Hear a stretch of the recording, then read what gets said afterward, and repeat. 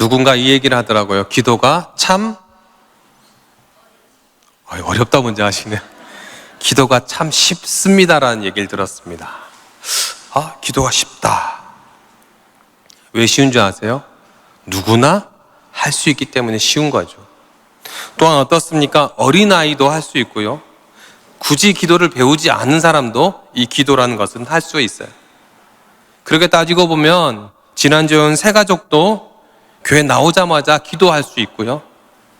어떻게 보면 교회 다니지 않는 분들도 주님 앞에 기도할 수 있습니다. 그렇게 기도는 쉽다고 얘기할 수 있죠. 그런데 아까 말씀하신 것처럼 기도는 어떻습니까? 아주 어렵습니다. 왜냐하면 이 기도, 누구나 할 수 있는 이 기도, 바른 기도를 하기 쉽지 않기 때문이죠. 실제로 많은 사람들이 얘기합니다. 나는 기도 열심히 하고 있다고.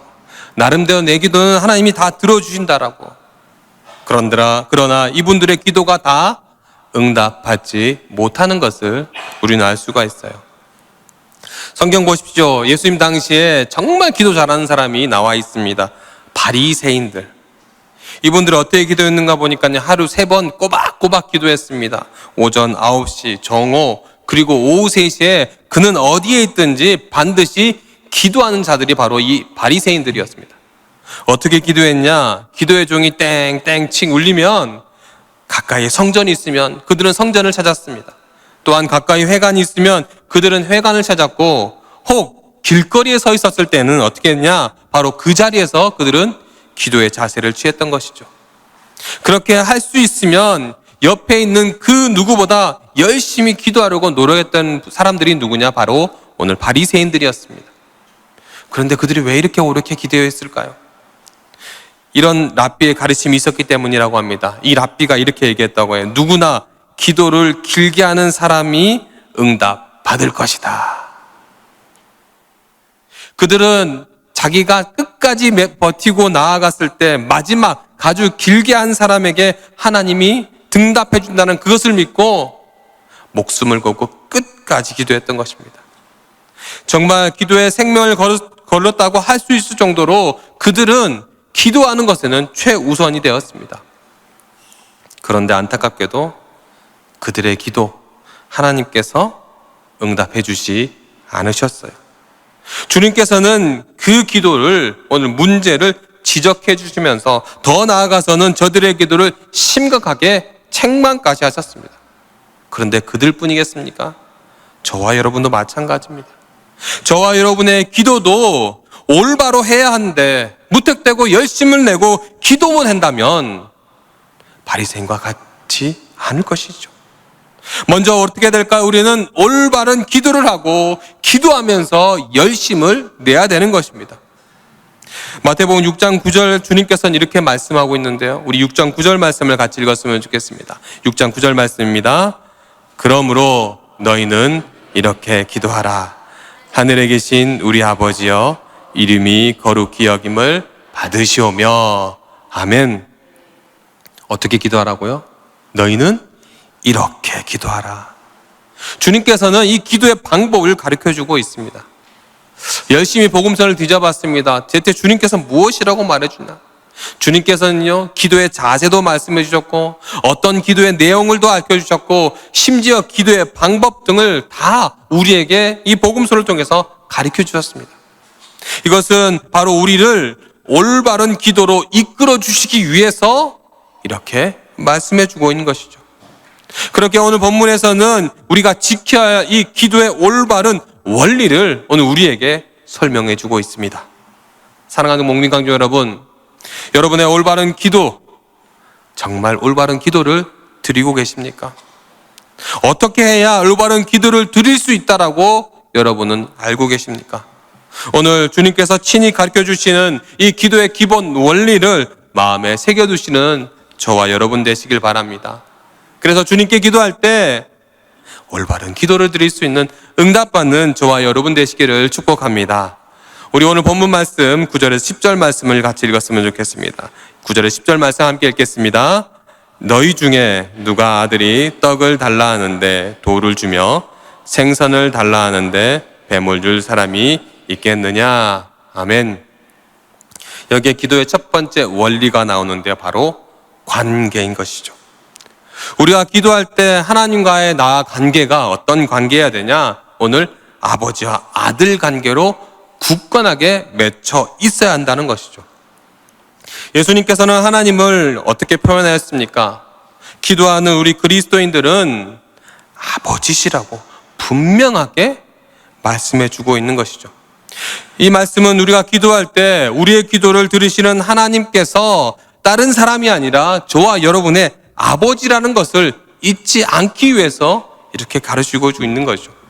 그리고 그 아버지께서 말씀드리듯이 우리는 기도하라라고 오늘 주님께서 말씀하고 있습니다.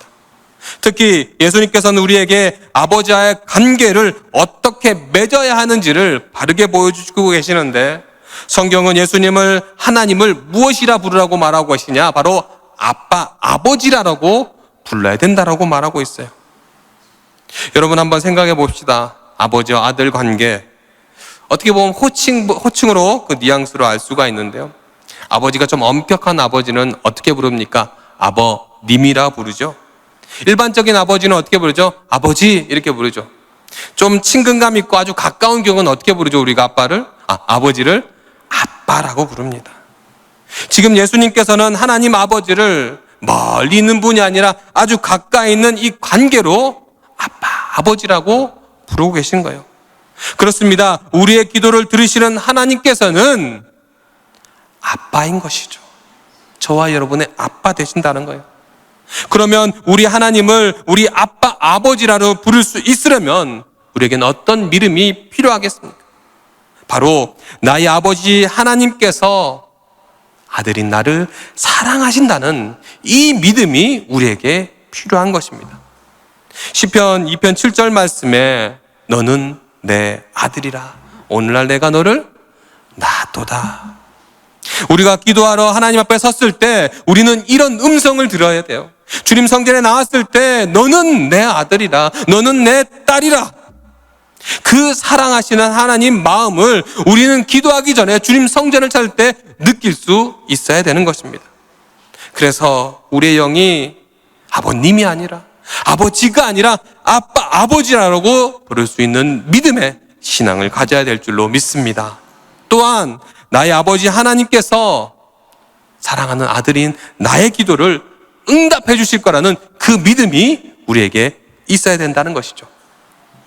마태복음 6장 6절 말씀에 주님은 우리에게 이렇게 말씀해 주고 있는데, 우리 6장 6절 말씀을 같이 읽었으면 좋겠습니다. 6장 6절 말씀입니다. 너는 기도할 때 내 골방에 들어가 문을 닫고 은밀한 중에 계신 내 아버지께 기도하라. 은밀한 중에 보시는 내 아버지께서 갚으시리라. 아멘. 우리 아버지 하나님께서 우리가 기도할 때 우리의 기도에 귀를 기울여 주시고 또한 우리의 기도에 응답해 주신다라고 성경은 말씀합니다. 우리는 이것을 믿고 의지하고 주님 앞에 늘 기도로 나가야 하는 것입니다. 그렇습니다. 하나님과 나 사이의 관계가 올바로 맺어져야 한다는 것이죠. 아버지와 아들의 관계, 아버지와 딸의 관계, 그렇게 하나님께서는 나를 사랑하시는 나의 아버지시라는 이 믿음의 고백으로 저와 여러분은 기도해야 된다는 것입니다. 그러므로 이를 잊지 마시고 아빠, 아버지 되시는 그 하나님께 늘 기도로 간구하며 나아갈 수 있는, 그렇게 응답받는 저와 여러분 되시기를 주님의 이름으로 축복합니다. 오늘 본문 7절 말씀을 같이 읽었으면 좋겠습니다. 7절 말씀입니다. 구하라 그리하면 너희에게 주실 것이요 찾으라 그리하면 찾아낼 것이요 문을 두드리라 그리하면 너희에게 열릴 것이니.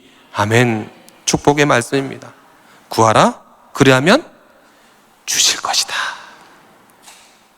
본문에 구하라는 이게 원어 성경에 보니까요, 헬라어 원어는 아이테오라는 현재 명령어더라고요. 이 아이테오는 요구하다, 청하다 이런 뜻으로 바로 구체적으로 행동, 이 기도의 행동을 뜻한다고 합니다. 여기에 기도의 두 번째 원리가 바로 이것이죠. 기도가 구체적인 행동으로 실천해야 된다는 것입니다. 우리가 실제로 기도할 때 가장 큰 문제가 되는 것 가운데 하나가 바로 이걸 것입니다. 우리의 연약함 때문에, 내가 기도하지 못하는 것이 왜입니까? 내가 연약하기 때문에라고 고백 많이 합니다. 기도해야 한다는 건 너무나 잘 알고 있죠. 기도할 마음도 늘 생겨납니다. 그러나 기도의 현장으로 내가 나아가지 못한다는 것입니다. 왜 나아가지 못합니까? 우리가 연약하기 때문이라는 것입니다. 마태복음 26장 41절에 주님께서는 이렇게 말씀합니다. 시험에 들지 않게 깨어 기도하라. 마음이 원으로되 육신이 약하도다. 겟세마네 동산에서 기도하실 때 주님은 제자들에게 함께 기도하자라고, 눈물로 뜨겁게 기도하자라고 말을 합니다. 그러나 저들이 기도하지 못하고 어떻게 되었다고 말합니까? 계속 졸았다라고 말합니다. 그때 주님 베드로에게 말씀하십니다. 왜 졸고 있느냐? 함께 기도하자. 한마디로 저와 여러분, 우리가 연약해서 기도하지 못한다라고 성경은 말씀하고 있는 것이죠. 그렇습니다. 오늘도 이런 베드로와 같은 성도들이 너무나 많이 있는 것이죠. 정말 많은 그리스도인들에게 뭐하라 말합니까? 기도는 해야 되는 것을 너무나 잘 알고 있는데 정작 이 기도의 자리에 나오지 못하는 연약한이 우리에게 있는 것이죠. 뿐만 아니라 정말 많은 그리스도인들이 기도하고 싶은 간절한 마음은 있는데 기도를 실천하지 못하고 있는 것이 우리의 연약함이라는 것이고, 정말 많은 그리스도인들이 이를 악물고 이 기도의 자리에 나와 있지만은 정작 기도에 몰입하지 못하고 있을 때가 너무나 많은 우리의 연약한 모습이 바로 있다는 것이죠. 이러한 사람들은 바로 기도에 졸고 있는 사람이라고 성경은 우리에게 말씀하고 있는 것입니다. 그러니까 우리가 연약해서 쓰러지고 넘어지기 때문에 기도에 졸기 쉽다라고 성경은 우리에게 말하고 있는 것입니다. 그런데 이렇게 졸기 쉬운 사람도 놀라운 걸 경험할 수 있어요. 오늘 사도행전에 보면요, 베드로는 놀라운 변화가 일어나는 것을 알 수가 있어요. 사도행전 2장 42절에 보면 그들의 사도의 가르침을 받아 서로 교제하고 떡을 떼며 오로지 기도하기에 힘쓴다라고 말합니다. 뭐 한다고요? 기도하기에 힘쓴다라는 것이죠. 베드로는 기도하에 힘쓸 뿐만 아니라 초대교회의 기도의 공동체를 이끌어가는 대단한 사도가 되었습니다. 사도행전 3장 1절에 보면요, 제9시의 기도의 시간에 베드로와 요한은 성전을 찾아서 기도했습니다. 정한 시간에 기도하는 사람, 즉 기도가 습관이 되었다는 것이죠. 앞에서 말씀드렸듯이 이 베드로는요, 기도에 졸고 있던 사람입니다. 연약한 사람이었습니다. 그런데 능력 있는 기도의 사람으로 사도행전에 변했다는 것이죠. 바로 주님과 늘 함께하여 아버지 되는 그분께 기도에 힘쓰는 기도의 능력자가 주님께 기도하고 매달릴 때 가능하게 되었다는 것입니다. 그렇게 기도할 때 우리가 홀로 기도하는 것 같지만 우리는 홀로 기도하지 않고 누구의 도움을 받습니까? 성령님의 도우심이 있다라는 것이죠. 로마서 8장 26절 말씀 한번 읽어볼까요? 로마서 8장 26절 말씀입니다. 이와 같이 성령도 우리의 연약함을 도우시나니 우리는 마땅히 기도할 바를 알지 못하나 오직 성령이 말할 수 없는 탄식으로 우리를 위하여 친히 간구하시느니라. 아멘. 이와 같이 누가요? 성령도 저와 여러분의 이 연약함을 돕는다라고 말합니다. 성령이 우리의 연약함을 알고 계신다라는 것이죠. 그리고 성령이 우리의 연약함을 그냥 두는 것이 아니라 바로 도와주신다라고 말씀합니다. 그렇습니다. 우리가 기도에 깨어 있어야 된다는 것이죠. 구체적으로 기도를 행동에 옮겨야 되는 것입니다. 그러므로 기도의 두 번째 원리는 우리가 혼자 기도하는 것이 아니라 성령의 도우심을 받고 기도를 실천하는 믿음의 백성이 되어야 하는 것입니다. 다시 말해서요, 기도의 자리로 나와야 하는 것이죠. 습관적으로 기도해야 된다는 것이죠.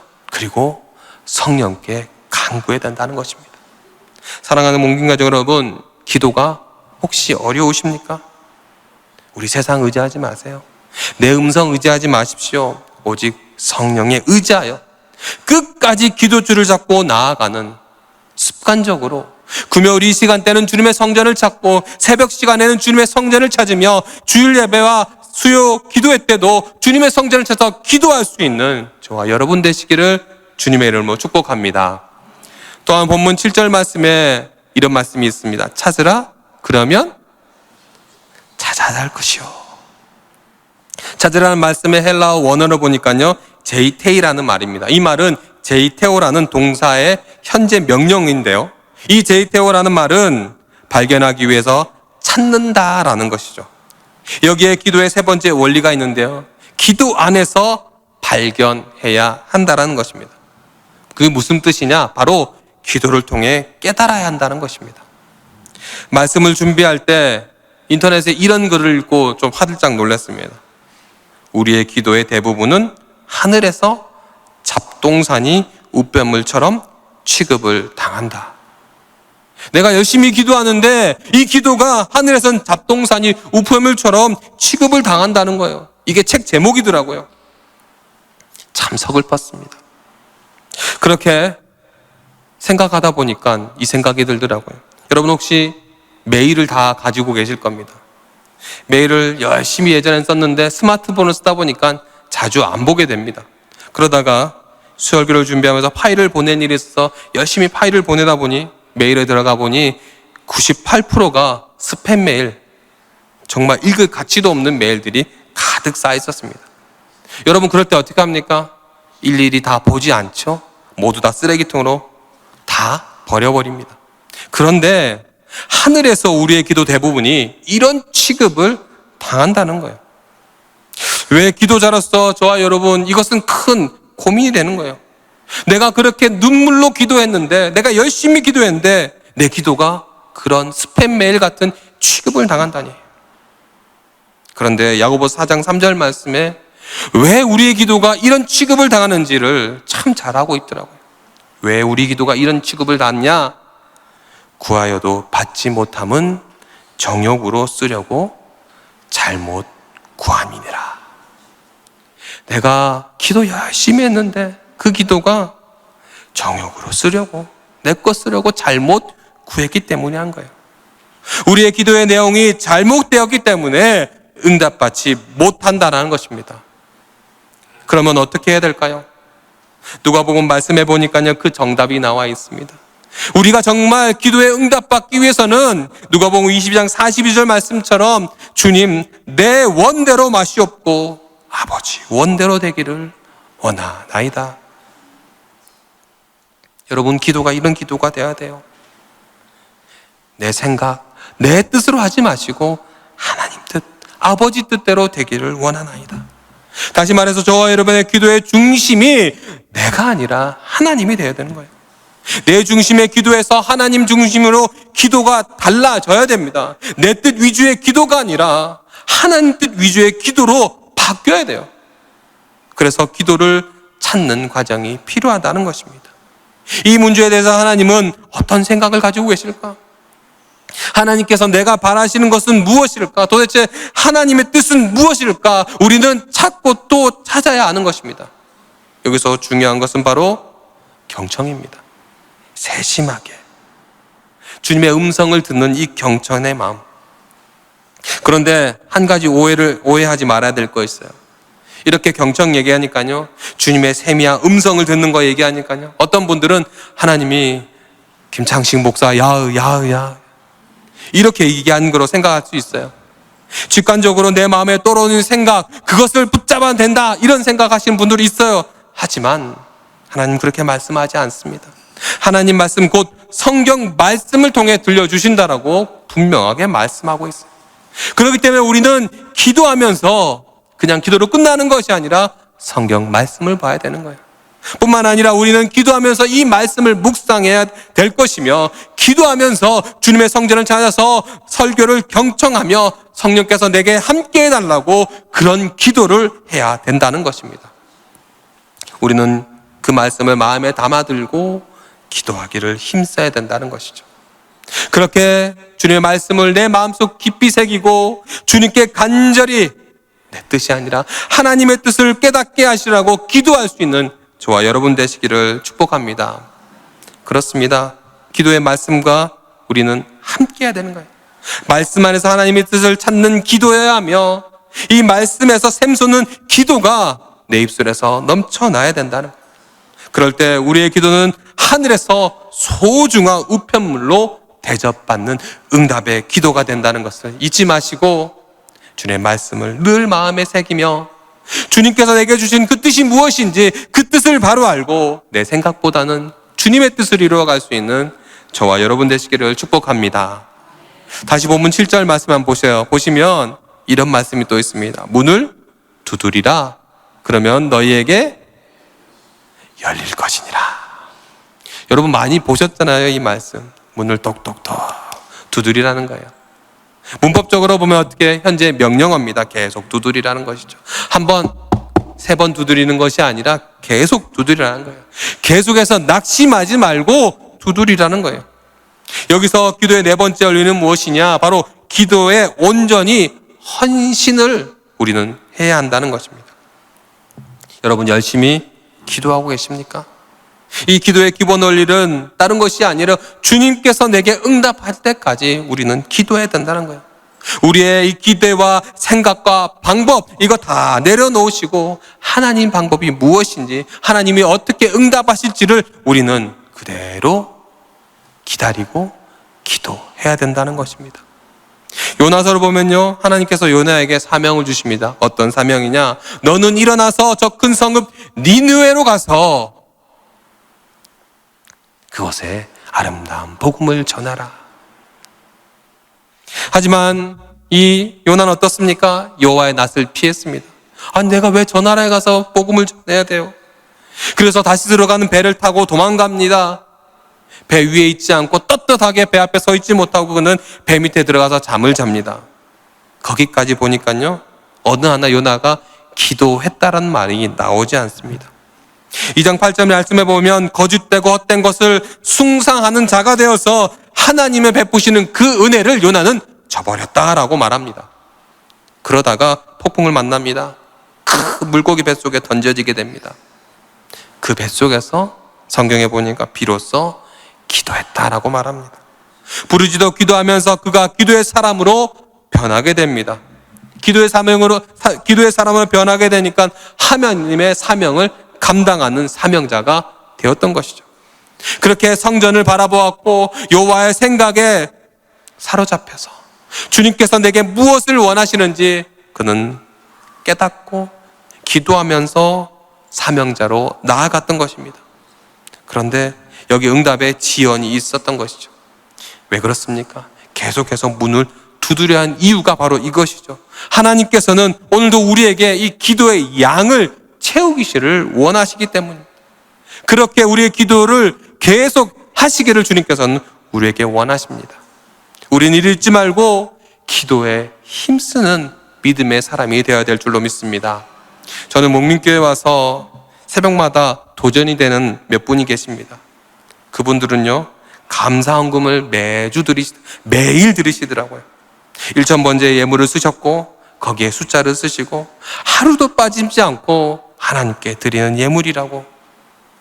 저는 이 온전한 기도의 헌신에 하나님께서 크게 감동받으실 줄로 믿습니다. 그리고 이분의 기도하신 기도 제목을 그 헌금 봉투에 써져 있는 그 기도의 제목을 다 응답하실 뿐만 아니라 더 풍성하게 채워주실 줄로 믿습니다. 그렇습니다. 기도에 헌신한 일이 필요하다는 것이죠. 한 번 하고 한 번 두들겨 끝나는 것이 아니라 계속해서 우리는 두들려야 되는 것이죠. 이를 잊지 말고 끝까지 기도로 나아가는, 낙심하지 말고 나아가는 저와 여러분 되시기를 주님의 이름으로 축복합니다. 사랑하는 목민가족 여러분, 오늘 말씀해 보시면요, 우리가 하나님과 관계 잘 쌓아야 된다는 걸 알 수가 있어요. 하나님과 관계가 어떤 관계입니까? 아빠, 아버지의 관계라는 것이죠. 우리는 아빠, 아버지의 관계를 굳건히 맺을 수 있도록 늘 기도로 나아가는 주님의 백성이 되어야 됩니다. 그리고 우리의 기도가 멈추는 기도가 되지 않아야 된다는 것이죠. 구체적으로 행동으로 실천하는 기도가 될 수 있도록 저와 여러분은 내 뜻을 구하는 것이 아니라 하나님의 뜻을 구하는 믿음의 백성이 되어야 될 줄로 믿습니다. 그렇게 기도에 힘써 나아갈 때 기도로 승리하는, 특별히 기도로 응답받을 수 있는 저와 여러분 되시기를 주님의 이름으로 축복합니다.